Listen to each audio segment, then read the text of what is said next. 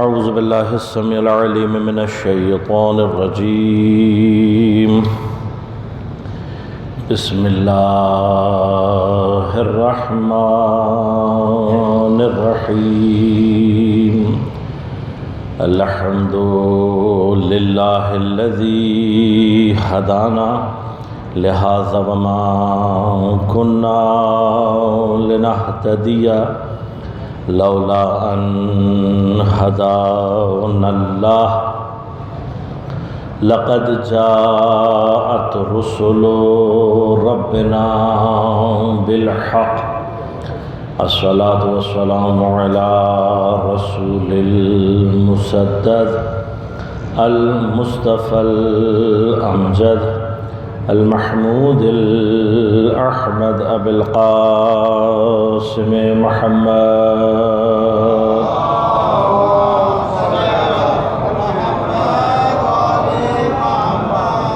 والصلاة والسلام على أسد الله الغالب غالب على كل غالب علي بن أبي طالب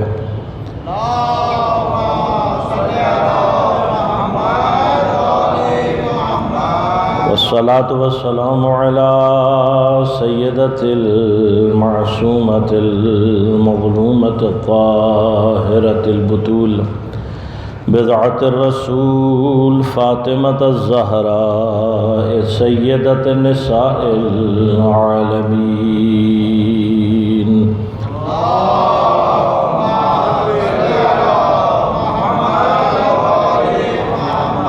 والصلاة والسلام على الحسن المجتبى والحسين المظلوم وأهل بيته الطيبين الطاهرين المعصومين المظلومين المنتجبين المنتخبين لا سيما بقية الله في الأراضين روحي وأرواح العالمين لتراب مقدمه الفداء ولعنة الله على أعدائهم أجمعين أما بعد قال الله تعالى في كتابه الكريم بسم الله الرحمن الرحيم وإذا سألك عبادي عني فإني قريب أجيب دعوة الداعي إذا دعان فليستجيبوا لي وَلْيُؤْمِنُوا بِي لَعَلَّهُمْ يَرْشُدُونَ صلوات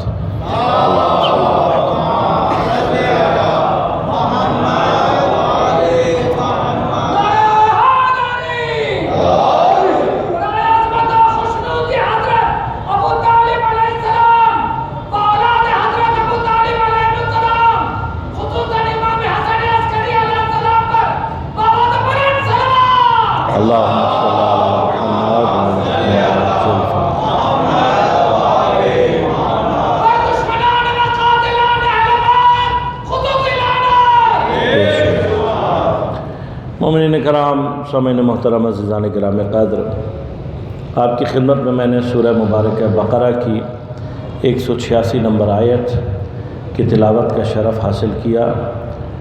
اس سے پہلے بھی یقیناً آپ اس آیت کو سماعت کر چکے ہوں گے اور اذہان عالیہ میں کچھ نکات اور کچھ تفاسیر کے حوالے سے ابحاث آپ کے ذہن میں محفوظ ہوں گے۔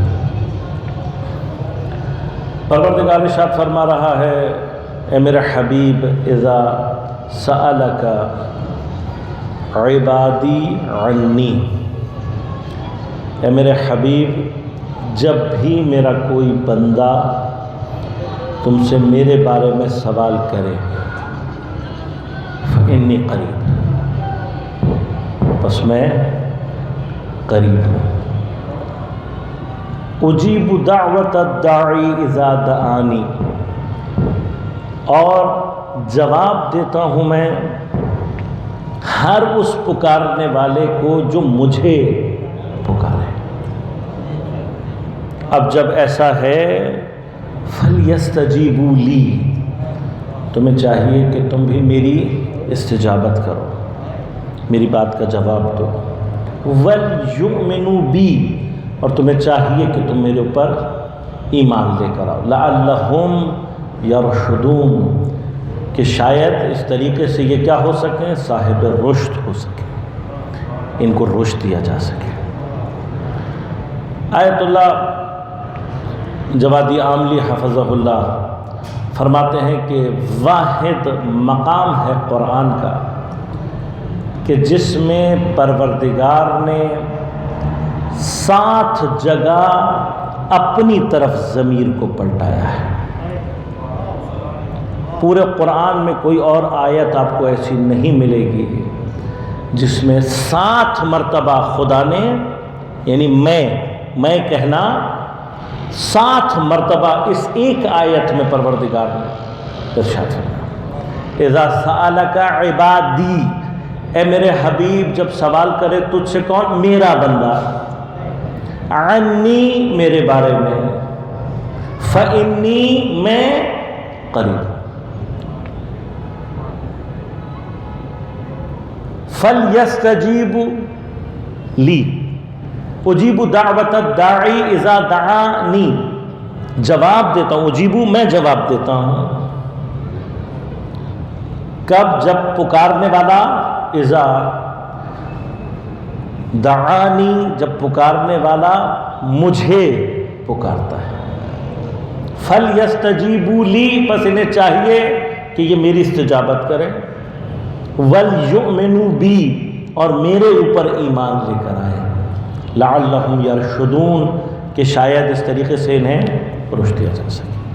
7 مرتبہ پروردگار اپنی طرف ضمیر پلٹا رہا ہے، کہا اس سے زیادہ اپنائیت، اپنا پن ثابت کرنے والی آیت قرآن میں کوئی اور نہیں۔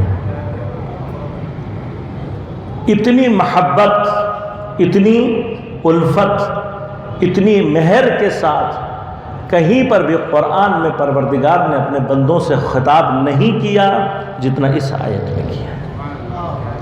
میرے بندے جب مجھے پکارتے ہیں میں قریب ہوں۔ اب فلسفے کی ابحاث اپنی جگہ پر محفوظ کہ جب کہا جاتا ہے کہ پروردگار کہہ رہا ہے انی قریب، تو اس قربت سے مراد کیا ہے، وہ مباحث اپنی جگہ پر محفوظ ہے، لیکن خدا کو قربت کے اعتبار سے سمجھنے کے لیے ہماری بیداری، کہیں کبھار میں مثال دیتا ہوں، البتہ مثال میں مناقشہ نہیں ہے، کیا آپ مچھلی اور پانی کی قربت کو درک کر سکتے ہیں؟ ہمارا مچھلی اور پانی کا جو تصور ہم جب ذہن میں لے کر آتے ہیں ابتدائی طور پر کیا ہوتا ہے، پانی الگ ہوتا ہے، مچھلی الگ ہوتی ہے، لیکن تھوڑی سی دیر کے لیے سوچیں کہ وہ مچھلی جس کا انڈا اسی پانی میں ڈیولپ ہوا، اسی پانی سے اس نے گروتھ کیا، پھر اسی پانی سے اس میں سے انڈے میں سے اس کے بچہ نکلا، یہی بچہ اسی پانی سے پرورش پا کر بڑا ہوا اور مچھلی بنے۔ یہ ذرا اب جو میں تصور آپ کے ذہن میں دے رہا ہوں، اس تصور کو دوبارہ سے اپنے ذہنوں میں دہرائیے۔ مچھلی کا جو وجود ہے وہ پورے کا پورا وجود متوقف ہی پانی کے اوپر ہے، انڈا پانی میں ہی بنے گا، اسی کے اندر رشد پائے گا، اسی کے اندر سے اس نے اپنی پیدائش کو حاصل کرنا ہے۔ یہ بڑا ہو کر جو اب ہمیں جدا طور پر مچھلی کے طور پر نظر آ رہا ہے، اس کے وجود کا ایک ایک ذرہ پانی کی وجہ سے وجود میں آیا ہے، ایسے ہی ہے نا؟ لہذا صرف ذہن کو نزدیک کرنے کے لیے سمجھا رہا ہوں کہ ہمارے وجود کا ہر لحظہ اور ہر ذرہ اس سے زیادہ متوقف ہے پروردگار کی ذات پر۔ یہ جو بعض دیوانوں نے مثلا انا الحق کا نعرہ لگایا، تو مسئلہ کیا تھا؟ مچھلی اگر پانی سے اپنی قربت کو صحیح معنی میں درک کرے تو وہ کہتی ہے کہ میں تو ہوں ہی نہیں، جو کچھ بھی ہے وہ پھر کیا ہے؟ پانی ہی پانی ہے، میرا وجود نہیں ہے، جو کچھ بھی ہے وہ کیا ہے؟ پانی ہے، کیونکہ میں کہاں ہوں اس میں؟ میرا اپنا کیا وجود ہے؟ میں جہاں سے آئی وہ بھی پانی، میرا انڈا بھی پانی، میرا سارے کا سارا پیدائش سے لے کر اب تک کا وجود گرچہ جدا نظر آ رہا ہے لیکن بنا کس سے ہے؟ گرچہ جدا نظر آ رہا ہے لیکن ہے کیا؟ لہذا تصوف میں وحدت الوجود میں دھوکہ کھا جانے والے افراد یہاں پر آ کر دھوکہ کھاتے ہیں. جیسا میں نے مچھلی کے لیے آپ کی خدمت میں عرض کیا کہ اگر مچھلی یہاں پر اپنے آپ کو دیکھیں، غور کیجئے گا، اگر مچھلی یہ سمجھ لے کہ میرا وجود پانی ہی ہے تو پھر اس کا اپنا وجود ختم ہو جاتا ہے. لیکن اگر اسی کو دوسرے اینگل سے دیکھا جائے اور یہ کہا جائے کہ مچھلی کا وجود پانی کے اوپر متوقف ہے، ربط میں ہے، تو پھر ہمیشہ وجود ربطی وجود اصلی سے جدا ہوتا ہے اور کبھی بھی ان میں یہ تعہد پیدا نہیں ہوتا. جو تعہد پیدا ہوتا ہے، جو وحدت پیدا ہوتی ہے، وہ ربط کی وجہ سے ہوتی ہے. ہمارے ہاں اور صوفیہ کے درمیان جو فرق ہے، اب اسی کیفیت کو اگر تھوڑی سی دیر کے لیے درک کیا تو پروردگار اسی اپنائیت کی بنا پر کیا کہہ رہا ہے؟ انی قریب. یعنی کیا؟ میرا بندہ جب بھی میرے بارے میں سوال کرے گا، اس کا معنی کیا ہوگا؟ اس نے میری قربت کو درک نہیں کیا ہے. کب سوال کرتا ہے بندہ؟ ہم کب کسی چیز کا سوال کرتے ہیں؟ مثلا آپ کو پانی کی طلب کب ہوتی ہے؟ جب آپ اپنے وجود میں پانی کا فقدان احساس کریں. ایسے ہی ہے نا؟ مولا کائنات کے خطبے کا ایک جملہ مجھے یاد آ رہا ہے. اللہم صلی اللہ علیہ وسلم.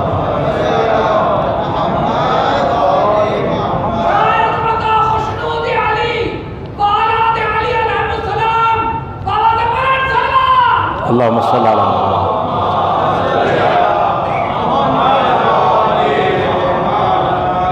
امیر المومنین کیا ارشاد فرماتے ہیں؟ فرماتے ہیں کہ جس کو پانی کا یقین ہو وہ پیاس کا احساس نہیں کرتا. جس کو پانی کا یقین ہو وہ پیاس کا احساس نہیں کرتا. ابھی اگر مجھے اور آپ کو، ہم سب کو اس ہال میں تالا لگا کر بند کر دیا جائے اور بند کرنے والا صرف اتنا کہے تمہیں پانی نہیں ملے گا، تالا لگا کر اور کیا کہہ دے؟ پانی نہیں ملے گا تم لوگوں کو، تو ہر شخص 5 منٹ بعد پیاس کا احساس کرنے لگے گا. گرچہ پیاسا ہے نہیں، لیکن جیسے ہی دیکھیں علم بے فقدان حاصل ہوتا ہے، طلب خود بخود پیدا ہونا شروع ہو جاتی ہے. لہذا سوال کب کرتا ہے انسان؟ جب اس کے اندر طلب ایجاد ہوتی ہے. طلب کب ہوتی ہے؟ جب علم فقدان پیدا کرتا ہے. خدا کے بارے میں بندہ سوال ہی اس وقت کرتا ہے جب اس کے اندر فقدان کا احساس ایجاد ہوتا ہے. اب پروردگار اس کے جواب میں کیا کہہ رہا ہے؟ کہہ رہا ہے تم جہاں پر یہ سمجھ رہے ہو کہ میں نہیں ہوں، مجھ سے زیادہ قریب کوئی ہے ہی نہیں. تم اپنی زندگی میں، ہماری اور آپ کی زندگی کا یہ عام مسئلہ ہے نا.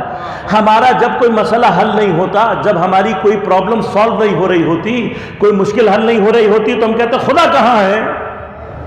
کیوں؟ اس لیے کہ ہمارا عقیدہ کیا ہے؟ ہمارا عقیدہ یہ ہے کہ اگر خدا ہے تو میری مشکل حل ہونی چاہیے. اگر خدا ہے تو میں مصیبت میں نہیں پڑنا چاہیے. یہ غلط تصور ہے. یہ ایک غلط کانسیپٹ ہے جو ہمارے ذہنوں میں ڈالا گیا ہے اور مسلسل اس کو تقویت دی جا رہی ہے. آپ نے کبھی جن چیزوں کے بارے میں انسان کا تصور، جن چیزوں کے بارے میں انسان کی ذہنیت واضح ہوئی بھی ہوتی ہے، انسان ان کے بارے میں سوال نہیں کرتا، شک و تردید کا شکار نہیں ہوتا. جب استاد امتحان لے رہا ہوتا ہے تو وہ بچے جنہوں نے تیاری کی ہوتی ہے وہ پیپر میں کہیں نہیں کہتے کہ یہ تو استاد نے پڑھایا ہی نہیں، پیپر آؤٹ آف کورس ہے، یہ ساری کی ساری باتیں کون کر رہا ہوتا ہے؟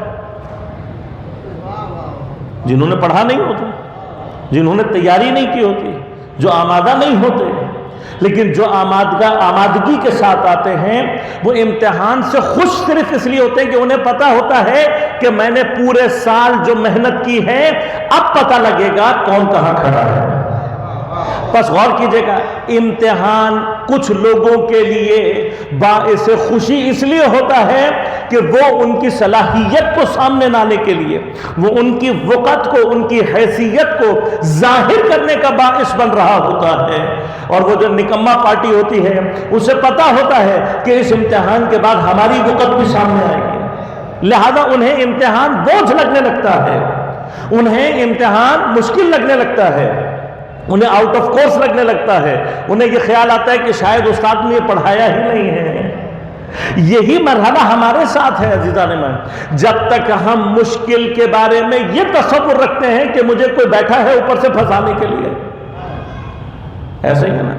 ہم کیا جواب کہتے ہیں؟ ہم کہتے ہیں کہ میں ہی ملا تھا، ساری دشمنی مجھی سے، ساری مشکلات میرے ہی لیے. ایسے ہی ہے نا.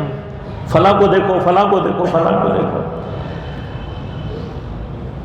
اور جن کو ہم دیکھ رہے ہوتے ہیں ان کے بارے میں ہمیں پتہ کچھ نہیں ہوتا. جب کچھ دیر ان کے ساتھ بیٹھتے ہیں اور ان کی مشکلات کا پتہ لگتا ہے تو پھر خیال آتا ہے کہ مجھ سے زیادہ اچھے حالات میں تو کوئی ہے ہی نہیں. ہمارا دیکھنے کا زاویہ الگ ہے.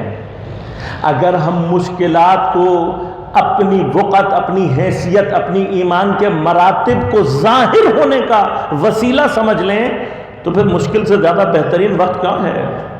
کون ہمیں یہ بتائے گا کہ میں کتنا مومن ہوں؟ کون ہمیں بتائے گا کہ میرا اللہ کہ یہ جو لا الہ الا اللہ ہے یہ معنی کب پیدا کرے گا؟ یہ معنی پیدا ہی مشکل میں کرے گا، یہ معنی پیدا ہی مصیبت میں کرے گا. اب جس نے مصیبت اور مشکل میں اپنے لا الہ الا اللہ کو ثابت کر دیا وہ مومن ہے. اور جس کے قدم ڈگمگا گئے، امام موسیٰ کاظم علیہ السلام، اللہ صلی اللہ علیہ وسلم،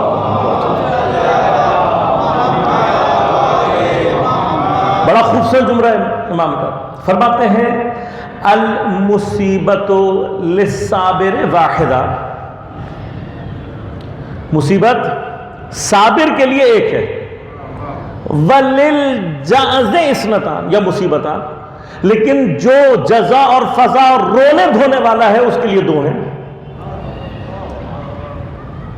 عجیب ہے یہ. اس بات کو سمجھیں، امام ہمیں بڑی خوبصورت بات کی طرف متوجہ کر رہے ہیں. فرمایا کہ مصیبت میں اگر صبر کر لو گے مصیبت پھر بھی گزر جانی ہے. رو دھو گے تو اس رونے دھونے سے مصیبت کم نہیں ہوگی، بلکہ تمہارا رونا دھونا تمہارے علاوہ دوسروں کو بھی مصیبت میں شامل کر دے گا. رونے دھونے سے صرف مصیبت بڑھتی ہے، ختم نہیں ہوتی. ایک کسی نے میرے خیال سے چند سیکنڈ کا، شاید ہارڈلی 30 سیکنڈ کا ایک کلپ آیا تھا ایک زمانے میں سوشل میڈیا پہ، واقعاً بڑا خوبصورت تھا. اس میں بندہ بلیک بورڈ پہ ایک دائرہ بنا کر کہتا ہے کہ اگر آپ مشکل میں ہیں، دو صورت ہے، یا آپ مشکل میں ہیں یا مشکل میں نہیں ہیں. اگر آپ مشکل میں نہیں ہیں تو آپ آرام سے بیٹھیں، ٹینشن لینے کی کیا ضرورت ہے. اور اگر آپ مشکل میں ہیں تب بھی دو صورتحال ہے، یا آپ مشکل حل کر سکتے ہیں یا نہیں کر سکتے. اگر حل کر سکتے ہیں تو بھی ٹینشن لینے کی ضرورت نہیں ہے، اور اگر نہیں کر سکتے تب بھی ٹینشن لینے کی ضرورت نہیں ہے. کیونکہ اگر حل کر سکتے تو حل کریں، اور اگر نہیں کر سکتے تو آپ کی ٹینشن سے مشکل حل نہیں ہوگی. بس مشکل نے آنا ہے، مصیبت نے آنا ہے. اس دنیا کا فلسفہ یہ ہے. اور کیوں ہے؟ میں واقعاً حیرت میں پڑتا ہوں. ہمیں یہ تصور کرنے کی ضرورت ہے، سوچنے کی ضرورت ہے کہ پروردگار نے ہمیں، اب یہ بحث اپنی جگہ، انشاءاللہ کبھی موقع ملے گا تو اس کو کھولوں گا آپ کی خدمت میں. عالم ذر میں تمام تر عقل، تمام تر ارادہ دے کر ہم سے یوم الست میں وعدہ لیا، سب کچھ کیا، لیکن جب ہم اس دنیا میں آئے تو فرمایا لا تعلمون شیئا، ہم کچھ بھی نہیں جانتے تھے. جب دنیا میں آئے تب کچھ بھی نہیں جانتے ہیں. لیکن سوال یہ پیدا ہوتا ہے کہ یہ جو کچھ نہیں جانتے انہوں نے جاننا کیا ہے؟ سوال یہ ہے نا بھئی یہ تو سمجھ میں آ گیا کہ ہم کچھ نہیں جانتے، لیکن آ گئے ہیں اور جب جاننا کیا ہے یہ بھی تو معلوم ہونا چاہیے نا۔ یہ تو پتہ لگ گیا کہ جب دنیا میں آئے ہیں تو کچھ نہیں جانتے، اب کچھ نہیں جاننے سے آگے کہاں پہچاننا کیا ہے، جاننا کیا ہے، ڈھونڈنا کسے ہے؟ وہ کہتا ہے کسی کو نہیں ڈھونڈنا، تم نے صرف مجھے ڈھونڈنا ہے، تم نے صرف مجھے تلاش کرنا ہے، اور میں کہاں ہوں، انی قریب۔ لہذا آیت اللہ حسن زادہ عاملی فرماتے ہیں خدا کو اپنے وجود سے باہر جو بھی تلاش کر رہا ہے وہ صرف گمراہ ہوگا، اس لیے کہ تم جتنا اپنے وجود سے باہر کی طرف جا رہے ہو اتنا خدا سے دور ہو رہے ہو۔ وہ کہہ رہا ہے میں قریب ہوں، نحن اقرب الیہ من حبل الورید، میں تو اس کی شہرت سے بھی زیادہ نزدیک ہوں۔ تو ڈھونڈنا باہر کی طرف نہیں ہے، ڈھونڈنا اندر کی طرف ہے، خدا کو اپنے وجود کے اندر تلاش کرنا ہے۔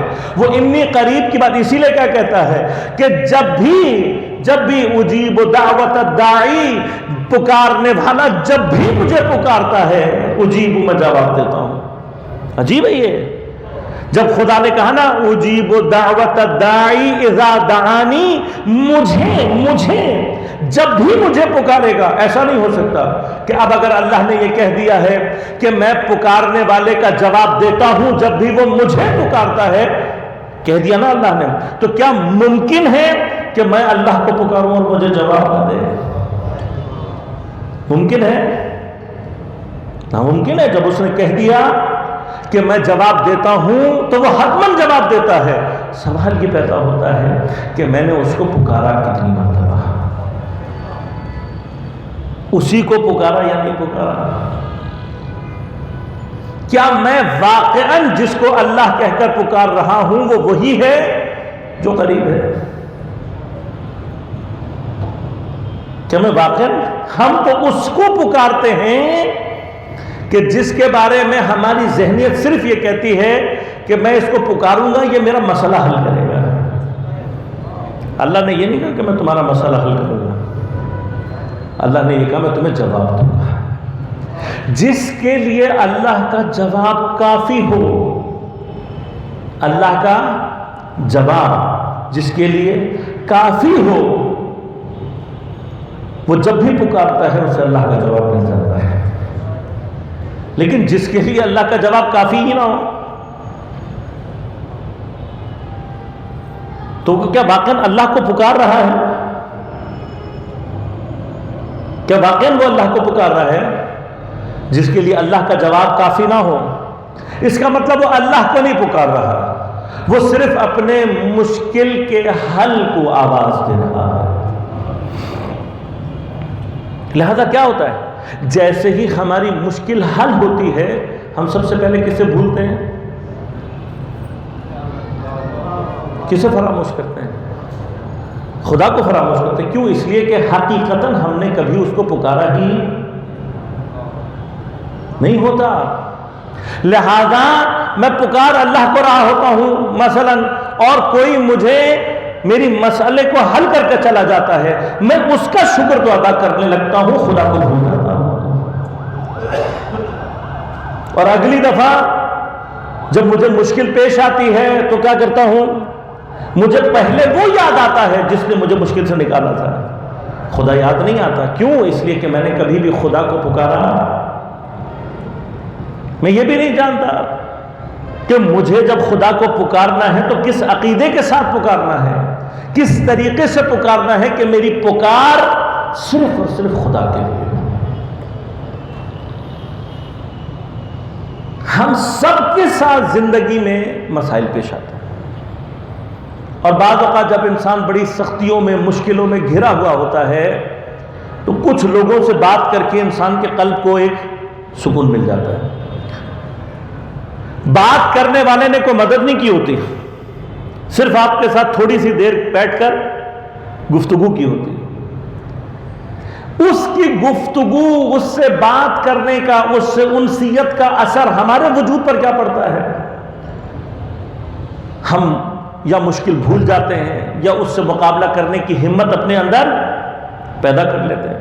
اب جتنا آپ اس شخصیت سے مانوس ہوں گے اتنا ہی قوی اثر آپ کے وجود پر خود بخود پڑنے مثلا جو لوگ اپنے والدین سے واقعاً بہت مانوس ہیں، بدترین مشکلات میں حتیٰ ہم نے وہ بھی دیکھے ہیں افراد کہ ماں باپ کے انتقال کے بعد حتیٰ والدین کی قبر پر جانے کے بعد اس جگہ سے اپنے لیے انس، محبت، اپنے لیے حوصلہ لے کر اٹھتے ہیں۔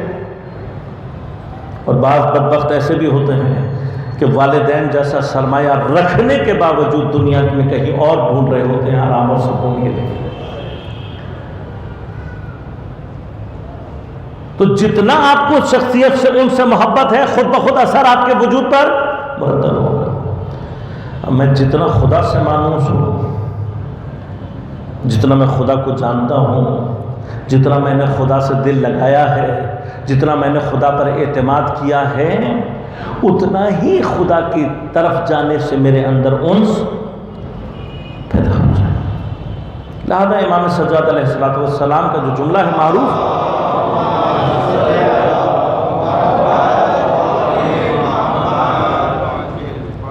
امام فرماتے ہیں کہ اگر دنیا کے سارے لوگ مر جائیں، کوئی بھی نہ ہو دنیا میں بالکل تنہا رہتا ہوں، بالکل تنہا ہوں، اگر میرے پاس خدا کی کتاب موجود ہو تو میں وحشت کا احساس نہیں کروں گا۔ بحث اس جملے میں انسان کا اصل مادہ نسیان سے ہے یا انس سے ہے، اس میں بحث ہے، اور ایک بڑی تعداد علماء کی اس بات کی قائل ہے کہ انسان کا جو اصل مادہ ہے وہ انس ہے، لہذا انسان کبھی بھی اکیلا نہیں رہ سکتا، انسان نہیں رہ سکتا اکیلا، اور یہ بات ثابت ہے۔ غرب میں بھی جب لوگ اکیلا رہنے کی کوشش کرتے ہیں تو ان سے اکیلا نہیں رہا جاتا۔ اب یہ ایک الگ بحث ہے کہ وہ اس اکیلے پن کو دور کرنے کے لیے کوئی جانور، کوئی حیوان پال لیتے ہیں۔ کیوں پالتے ہیں وہ لوگ حیوان؟ جائیے جا کر ریسرچ پڑھیے، سائیکالوجی میں پوری بحثیں ہوئی ہیں۔ کیوں پالتے ہیں؟ اس لیے کہ انسان تنہا نہیں رہ سکتا، انسان کا وجود، انسان کی ہویت انسیت کے ساتھ ہے، انسان اپنے لیے کوئی مانوس چاہتا ہے۔ اب بات صرف اتنی ہے کہ اگر انسان نے خدا سے انسیت پیدا کی ہو تو کائنات میں کوئی نہ بھی ہو تب بھی انسان وحشت پیدا نہیں کرے گا، لیکن اگر کبھی ہم نے خدا سے انسیت پیدا ہی نہیں کی تو پھر تو ہم تنہا ہیں نا کائنات میں، پھر ہم تنہا ہیں۔ اگر خدا کے ساتھ ہیں تو پھر تنہا نہیں ہے۔ تو کہاں اور کیسے یہ جو ائمہ اہل بیت علیہ السلام نے ہمیں دعائیں اور زیارات تعلیم کی ہیں، یہ سارے کا سارا راستہ ہے خدا سے انسیت پیدا کرنے کا۔ خود زیارت کا ایک فلسفہ ہے، یعنی یہ چاہا گیا ہے کہ اہل بیت علیہ السلام کچھ دیر ہمارے سامنے وجود ظاہری کو رکھنے کے بعد غیبت میں چلے جائیں۔ اب ایک غیبت وہ ہے جو موت کے اثر سے آ رہی ہے، ایک غیبت وہ ہے کہ جس میں صاحب الزمان ہے، لیکن ان دونوں غیبتوں کا فلسفہ دوسری جانب کیا ہے؟ دوسری جانب یہ ہے کہ جیسے اس غائب سے انسیت پیدا کر لی، ویسا اس حقیقی غائب سے بھی انسیت پیدا کی جا سکتی ہے۔ مگر آپ کو امام حسین علیہ السلام سے انسیت نہیں ہے؟ کہاں سے آئی یہ انسیت؟ غور کیجیے گا۔ اگر ہم عزاداری کرنا بند کر دیں، اگر ہم امام حسین کا تذکرہ کرنا بند کر دیں، اگر ہم حضرت کے مصائب بند کر دیں، فضائل بند کرنا، تو پھر انسیت ایجاد ہو جائے گی؟ نہیں ہوگی نا۔ انسیت ایجاد کرنے کے لیے آپ نے ایک فضا ایجاد کی ہے۔ عزاداری سید الشہداء نے طول تاریخ میں ہمیں جو مذہب سے سب سے زیادہ مضبوطی سے باندھ کے رکھا ہے، وجہ کیا ہے؟ عزاداری ہمیں وہ ماحول بنا کر دیتی ہے، عزاداری ہمیں وہ فضا ایجاد کر کے دیتی ہے کہ جس میں ہمارے بچوں کی پرورش خود بخود امام حسین کے نام کے ساتھ ہو جاتی ہے۔ بچپن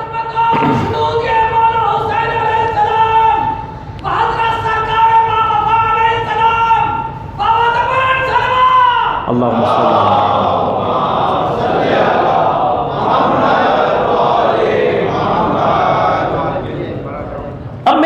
آپ سے صرف ایک ہی ہے کہ خود اہل بیت علیہم الصلوۃ والسلام کی سیرت کی طرف پلٹیں اور اہل بیت علیہم الصلوۃ والسلام کی سیرت میں جا کر یہ دیکھیں کہ اہل بیت علیہم الصلوۃ والسلام نے عزاداری زیادہ کی ہے یا اللہ کو زیادہ یاد کیا ہے۔ میں مقابلہ نہیں کر رہا، خدا کے لیے اس کو کسی بھی مرحلے میں وہ عزاداری جو ہمیں اللہ کی طرف نہ لے کر جائے میری نظر میں عزاداری نہیں ہے۔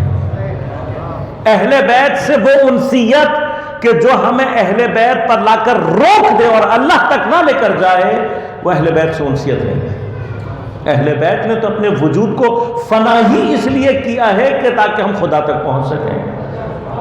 اب خود اہل بیت کا اپنا دیکھیں، اہل بیت نے عزاداری کی ہے، اہل بیت کی سنت ہے، پیغمبر کی سنت ہے، تبھی ہم عزاداری کرتے ہیں۔ لیکن یہ عزاداری کرنے کے بعد جب مجھے ائمہ کے بارے میں پتہ لگ گیا، مجھے ائمہ کے علاوہ امام حسین کے بارے میں پتہ لگ گیا، اب میں نے جو امام حسین سے انسیت پیدا کی ہے، کیا یہ انسیت مجھ سے یہ تقاضا نہیں کرتی کہ میں آ کر یہ دیکھوں کہ امام حسین علیہ السلام کی زندگی کا زیادہ تر وقت کس چیز میں گزرتا تھا؟ امام نے اپنی زندگی میں سب سے زیادہ کام کیا کیا ہے، امام کو سب سے زیادہ اپنی زندگی میں کیا پسند تھا؟ تو امام حسین سے زیادہ دعا اور نماز سے محبت کرنے والی شخصیت آپ کو تاریخ میں ملے گی ہی نہیں۔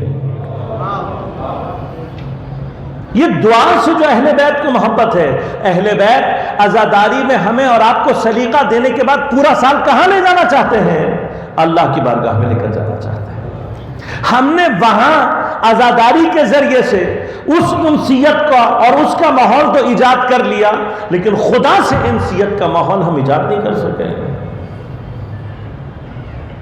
جن قوموں نے عزاداری کے بعد کے مرحلے میں دعا اور زیارات کے فلسفے کو سمجھتے ہوئے دعاؤں کے ذریعے سے خدا کی بارگاہ میں اہل بیت کے وسیلے سے انس کو ایجاد کرنا سیکھ لیا ہے، جا کر دیکھیں وہاں جب آپ دعا کی محفل میں پہنچیں گے تو آپ کو جگہ نہیں ملے گی۔ امام رضا علیہ السلام، حضرت معصومہ سلام اللہ علیہ،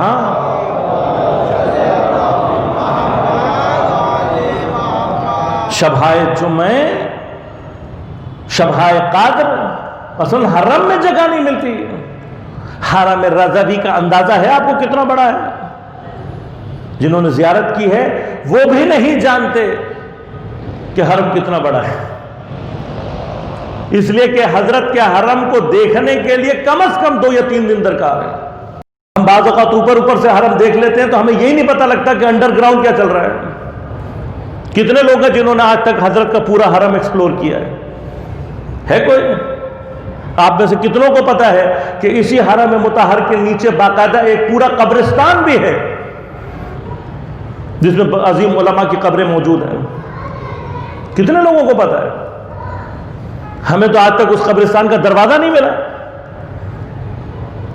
ہم نے حضرت کے حرم کو ایکسپلور نہیں کیا۔ میں چھوٹی سی بات بتا رہا ہوں، یہ میری اپنی زندگی کے تجربے ہیں۔ 19ویں شب قدر، 21ویں شب قدر، 23ویں شب قدر، آپ ذرا سا لیٹ ہو جائیں آپ کو حرم رضوی میں جگہ نہیں ملے گی، روڈ پر بیٹھنا پڑے گا۔ کئی میلوں تک روڈیں بھری رہتی، کیوں؟ اس لیے کہ انہوں نے عزاداری سے خدا تک پہنچنے کا راستہ تلاشا ہے۔ وہاں ہر شب جمعہ، یہاں تو مہینے میں 1 شب جمعہ رکھا ہو تو حال بھرنا مشکل ہو جاتا ہے۔ وہاں ہر شب جمعہ آپ حرم میں جائیں گے، اگر آپ ذرا سا دیر سے پہنچتے ہیں تو آپ کو حال میں جگہ نہیں ملے گی۔ آخر یہ ساری کی ساری یہ تربیت کہاں سے پیدا کی انہوں نے؟ عزاداری کو اگر امام حسین پر آپ نے روک دیا تو خود امام حسین کے مقصد کو آپ نے روک دیا۔ امام کربلا سے ہمیں کعبہ تک پہنچانا چاہتے ہیں، کربلا سے ہمیں خدا تک پہنچانا چاہتے ہیں، کربلا سے ہمیں عرش معلیٰ تک پہنچانا چاہتے ہیں، لیکن اگر ہم نے چھوڑ دیا تو پھر کیا ہوگا؟ ہم میں اور خدا میں دوری ہوگی۔ حیرت کی بات یہ ہے کہ خدا جو اتنا قریب ہے، ہم کیوں دوری محسوس کر رہے ہیں؟ علماء فرماتے ہیں کہ خدا دور ہو ہی نہیں سکتا۔ یہ دوری یہ خلیج ہم ایجاد کرتے ہیں. جتنا ہم مادے میں اور دنیا میں انوالو ہوتے چلے جائیں گے اتنا ہمارے اور خدا کے درمیان میں دوری اور خلیج ایجاد ہوتے چلے جائیں گے. اور اگر ہم متوجہ نہیں ہوئے تو ہم خدا سے ہم اتنی دور چلے جاتے ہیں کہ پھر ہمیں خدا یاد ہی نہیں ہے. ایسا یہ مت سمجھیے گا کہ وہ لوگ جو بہت آسائشوں میں بہت آرام میں رہتے ہیں ان کے ساتھ مشکلات پیش نہیں آتی ہیں. دنیا میں کوئی نہیں، یہ قاعدہ ہی نہیں ہے دنیا کا. کوئی دنیا میں ایسا نہیں ہے. جب اللہ تعالیٰ نے انبیاء اور ائمہ کو مشکلات میں متوجہ کیا تو ہم جیسے گناہگار کیا حیثیت رکھتے ہیں کہ ہمیں مشکلات میں. حتیٰ وہ جو کہ انا ربکم الاعلی کے دعوے کر رہے تھے، اپنے آپ کو خدا سمجھ رہے تھے، وہ بھی مشکلات سے مبرہ نہیں تھے، وہ بھی مسائل سے مبرہ نہیں تھے. وہ بھی بیمار ہوتے تھے، ان کے بھی بچے مرتے تھے، ان کے بھی نقصانات ہوتے تھے. لیکن مادہ انہیں اتنی دور لے جاتا ہے کہ پھر ایک مرحلہ ایسا آتا ہے کہ حتیٰ مشکل میں بھی انسان کو خدا یاد نہیں آتا. اور جب انسان اتنا دور چلا جائے تو قساوت قلبی انسان کو کہاں لے آتی ہے؟ قساوت قلبی انسان کو یہاں پر لے آتی ہے کہ وہ دنیا کے بہترین افراد کو تہے دیکھ کرنے سے چوکتا نہیں ہے. خدا سے دوری کا نتیجہ ہے نا یہ جو کربلا میں امام حسین علیہ السلام کے مقابل کھڑے ہوئے ہیں. کیا یہ نماز پڑھنے والے نہیں ہیں؟ کیا ان کو کچھ دعاؤں کے الفاظ معلوم نہیں ہیں؟ بس اس کا معنی کیا ہے عزیزوں؟ کہ جب تک میرا قلب صحیح معنی میں خدا کی طرف متوجہ نہیں ہوگا میری نماز میرے الفاظ مجھے خدا کے حضور میں بہانہ تلاش کیا کریں خدا سے قرب پیدا کرنے کا. بہانہ تلاش کریں خدا سے انسیت پیدا کرنے کا. اس طرح کی جو محافل ہیں، اس طرح کی جو مجالس ہیں وہ ایک بہانہ ہے اس مادی مصروف دنیا میں سے کھینچ کر آپ کو ایک فرش پر بیٹھا کر خدا کے حضور پہنچانے کا. اس لیے کہ اگر کہیں پر بھی کسی بھی جگہ پر آپ جو اپنے بچوں کو لے کر آ رہے ہیں یہ تربیت ہے، یہ ماحول ہے. جو آج دعائے کمیل سن لیں گے ان کی زندگی میں ان کی جوانی میں دعائے کمیل کوئی ناآشنا چیز نہیں ہوگی. آپ جانتے ہیں، آپ متوجہ ہیں کہ انقلاب آنے کے بعد بہت سارے افراد کیا مگر دعائے کمیل ہماری دعاؤں کی کتابوں میں شامل نہیں تھی. حتی تحفۃ العوام جو ہمارے ہم مقبول ترین کتاب رہی ہے کیا اس کا حصہ نہیں ہے؟ کتنے پڑھنے والے تھے؟ ہم نے حدیث قصہ کا دامن تھاما تو تھا لیکن حدیث قصہ سے ہم دعائے کمیل پر نہیں پہنچ سکے. کیوں؟ کیونکہ ہم نے خدا کو پہچانا نہیں، ہم نے خدا کی ضرورت کا احساس ہی نہیں کیا. ہم اتنی دور چلے گئے ہیں. یہ یاد رکھیے ضروری نہیں ہے کہ ائمہ کو پکارنے والا خدا سے بھی اتنا ہی نزدیک ہو. اس لیے کہ میں نے عرض کیا کہ یہ تو دیکھنا پڑے گا کہ میں پکار کسی رہا. لہذا ہم بعض اوقات متوجہ ہی نہیں ہوتے کہ ہم خدا کو پکارنے والے لوگوں میں شامل ہی نہیں ہوئے. لہذا جب اپنے آپ کو مخلص کر کے صاف کر کے دل کو خدا کو پکاریں گے. امیر المومنین کیا کہہ رہے ہیں؟ یہ جو چھوٹے چھوٹے جملے ہیں ان کو یاد کریں، ان کے معنی کو سمجھیں، آپ کی زندگی میں لطافت پیدا ہونا شروع ہو. الہی و سیدی و مولائی من لی غیرک، پروردگار میرا تیرے سوا ہے کون؟ من لی غیرک، کون ہے میرے سوا تیرا؟ سمجھے تو صحیح. یہ من لی غیرک یہ سمجھاتا ہے ماں باپ بہن بھائی دوست عزیز اقارب دولت ان میں سے کچھ نہیں ہے جو میرے کام آئے گا پروردگار. من لی غیرک سوائے تیرے. ایک خوفناک سفر ہے عزیزان من. جناب امیر جیسی شخصیت اس سفر کو تصور کرنے کے بعد ٹھنڈی آہیں بھر کر یہ کہتا ہے کہ زاد راہ کتنا قلیل ہے اور راہ کتنی طویل ہے. ہم جب بھی کبھی اس طرف کے دنیا کی بات کرتے ہیں، لوگ کہتے ہیں مولانا صاحب ڈراؤ مت. کیا میرے اور آپ کے میرے نہ ڈرانے سے راہ کم چھوٹی ہو جائے گی؟ کیا میرے نہ بتانے سے راہ کی طوالت کم ہو جائے گی؟ جب اس راہ کی طوالت کا احساس کریں گے تو پلٹ کر یہ کہیں گے کاش دنیا میں کوئی ہوتا جو ہمیں سمجھاتا کہ کتنا طولانی سفر طے کرنا ہے.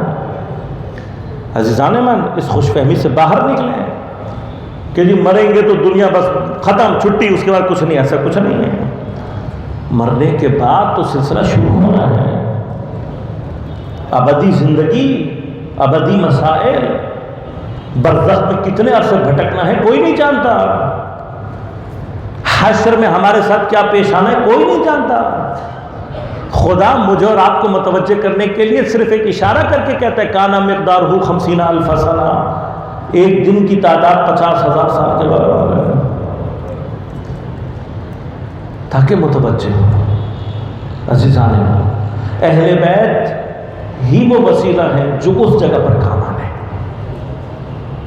اور اہل بیت نے یہ لطف کیا ہے، تمہاری آنکھوں میں آنسو نہیں آ سکتے تو سیدہ کے ٹوٹے ہوئے پہلو کو یاد کرو.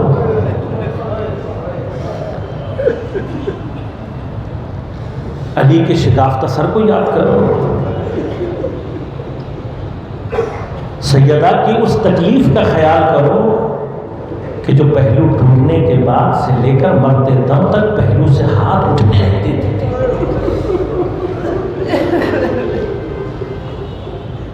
میری آنکھ پرنم ہو جائے، میرا دل شکستہ ہو کر خدا کے حضور میں پرواز کرنے لگ جائے، سیدہ اپنا پہلو توڑا سکتی ہے. علی اپنے گلے میں رسی بندھا سکتے ہیں. انہی آنسوؤں کے سہارے ہم نے خدا تک پہنچنا ہے. اگر نہیں آ رہا آنکھ میں آنسو تو حسین کی بیچارگی کو یاد کرو، اپنے مولا کی 3 دن کی پیاس کو یاد کرو. ہو سکتا ہے جس کی گود میں 6 مہینے کا علی اصغر ہو، اس کے لیے خدا تک پہنچنے کا وسیلہ 6 مہینے کا سپاہی بن جائے. جس کی 4 سالہ بیٹی ہو سکتا ہے کہ جناب سکینہ معنوی دنیا میں اس کا ہاتھ پکڑ کر اسے خدا تک پہنچائے. نہیں آ رہے، سوچو تو صحیح، حسین کی 4 سالہ بیٹیاں تماچے کیسے کھاتی رہی ہیں، تازیانے کیسے کھاتی رہی. تم جوان ہو، نوجوان ہو تو جناب قاسم کو یاد کرو، تم جوان ہو تو علی اکبر کو یاد کرو. اگر تمہارے گھر کا کوئی فرد اسیر ہے یا تم خود اسیر ہوئے ہو تو اس کو یاد کرو نا، جو اتنے تنگ زندان میں تھا کہ کئی سال تک نہ پیر سیدھے کر سکتا تھا، نہ پورے تک کے ساتھ کھڑا ہو سکتا تھا. آخری تعبیر جو کی ہے علماء نے فرمایا میرا ساتھنا امام زندی بن شاہد کے زندان میں اس طریقے سے پڑا رہتا تھا جیسے ماں کی گود میں، ماں کی شکم میں بچہ ہوتا تھا. بس عزیزوں، کبھی آنکھ نم نہ ہو رہی ہو تو اس مظلوم امام کے بارے میں یہ سوچنا کہ جب اس عالم غربت میں اس مظلوم کو زہر دیا گیا ہوگا اور زہر نے میرے مولا کے کلیجے کو کاٹا ہوگا تو یہ تو اتنا مظلوم امام تھا کہ جو تڑپ بھی نہیں سکتا تھا، اس لیے کہ تڑپنے کے لیے بھی جگہ چاہیے.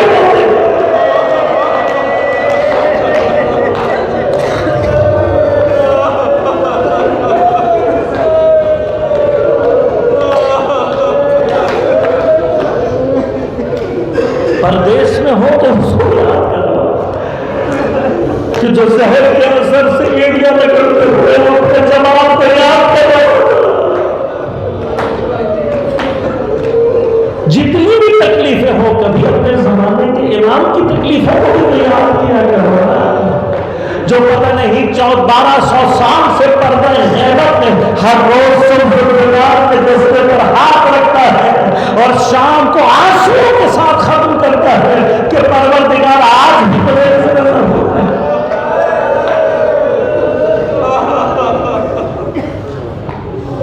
پروردگار بحق محمد و آل محمد ان आंसुओं पर बहती हुई आंखों पर रहम फरमा।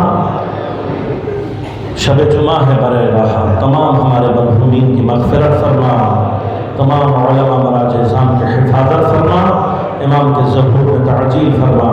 रब्बना तक़ब्बल मिन्ना इन्नका अंतस समीउल अलीम बिरहमतिका या अरहमर राहिमीन। आखिर में मरतबा फिर सूरह फातिहा की दरख्वास्त है आप सबके तमाम मरहूमीन शुहदाए मिल्लत जाफरिया और बिलखुसूस तमाम उलमा मराज इज़ाम के लिए सूरह फातिहा पढ़कर इरशाद फरमा दीजिए।